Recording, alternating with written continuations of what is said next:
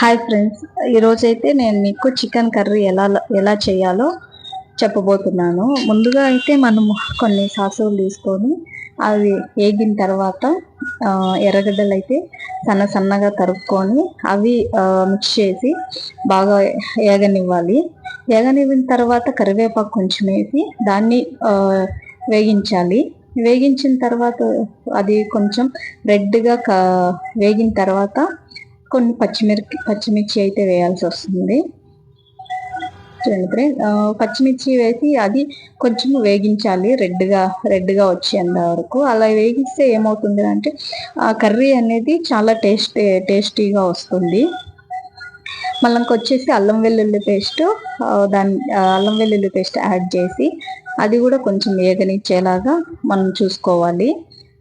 చూడండి, అది మనము మిక్సీకి వేసుకున్నా పర్లేదు, లేదంటే షాప్లో కొనుక్కున్నదైనా పర్వాలేదు.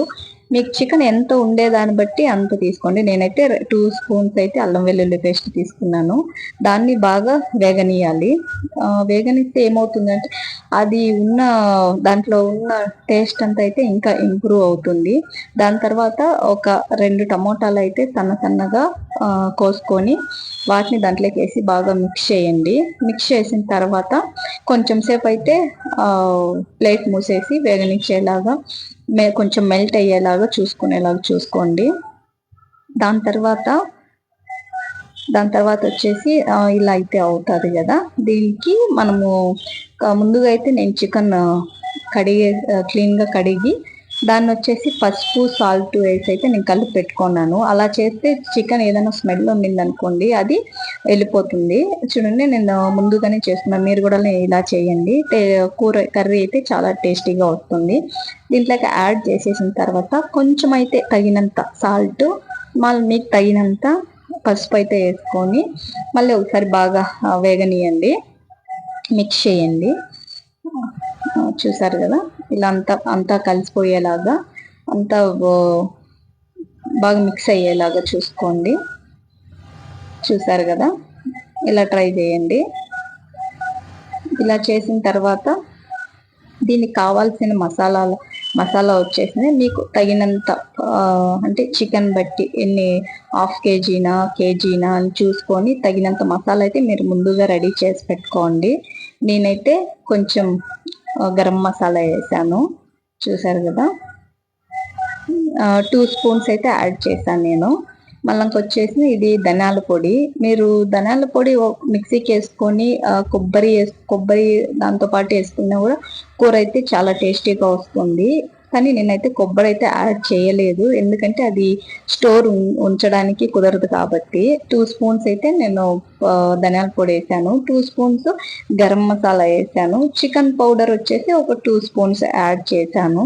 దాని తర్వాత వచ్చేసి నేను కొంచెం తగినంత సాల్ట్ అయితే యాడ్ చేసి మళ్ళీ మీరు బాగా మిక్స్ చేయండి, బాగా మిక్స్ అయ్యేలాగా.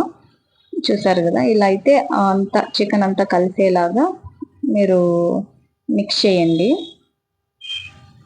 చేశారు కదా, దీని తర్వాత వచ్చేసింది మీకు తగినన్ని వాటర్. మీకు ఎలా ఫ్రైగా కావాలా చికెను, లేదు అంటే కొంచెం కర్రీ లాగా అంటే చిక్కగా రావాలి అనేసి అంటే కొద్దిగా నీళ్లు పోసుకోండి. లేదు మీకు కర్రీ వచ్చేసి చాలా రోస్ట్గా ఫ్రై మాదిరి రావాలంటే కొంచెం అయితే వాటర్ యాడ్ చేసుకోండి. చూడండి, ఇలా బాగా ఉడకనియండి. ఒక 10 to 15 మినిట్స్ అయితే బాగా ఉడకనిచ్చేలా చేయండి. ఉడికిన తర్వాత వచ్చేసింది నేను మనకు స్మెల్ కోసం అయితే కొత్తిమీర వేసాము.